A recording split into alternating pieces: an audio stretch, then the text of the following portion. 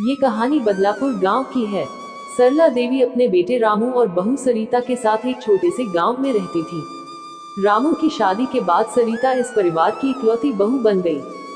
सरला देवी के लिए सरिता बेटी जैसी थी। उन्होंने सरिता को घर के सभी काम सिखाए और उसकी हर जरूरत का ख्याल रखा। शुरुआती दिनों में सरिता को गांव की जिंदगी में ढलने में कठिनाई हुई। वह शहर में पली बड़ी थी और गांव की सादगी और संघर्ष से अनजान थी। लेकिन सरला देवी ने उसे हर सास बहू का प्यार बहुत गहरा हो गया था। एक दिन रामू की शहर में नौकरी लग गई और उसे वहां शिफ्ट होना पड़ा। रामू ने सरिता से कहा कि वह भी उसके साथ शहर चले, लेकिन सरिता ने अपनी सासू माँ को अकेला छोड़ने का विचार नहीं किया। उसने रामू से कहा, मैं आपकी माँ को अकेला नहीं छोड़ सकती। वह हमारी जिम्मेदारी है और मुझे उनकी देखभाल करनी है। रामू ने सरिता के इस फैसले का सम्मान किया और खुद शहर चला गया।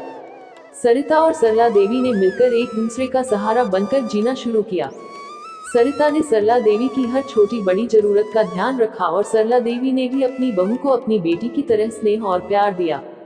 समय बीतता गया और सरला देवी की उम्र बढ़ती गई। एक दिन सरला देवी बीमार पड़ गईं। सरिता ने उनकी देखभाल में कोई कसर नहीं छोड़ी। उसने दिन रात उनकी सेवा की और डॉक्टरों के पास ले जाकर उनका इलाज करवाया। सरला देवी ने एक दिन सरिता से कहा, बेटी, तूने मेरी हर जरूरत का ख्याल रखा है। मुझे तुझ पर गर्व है।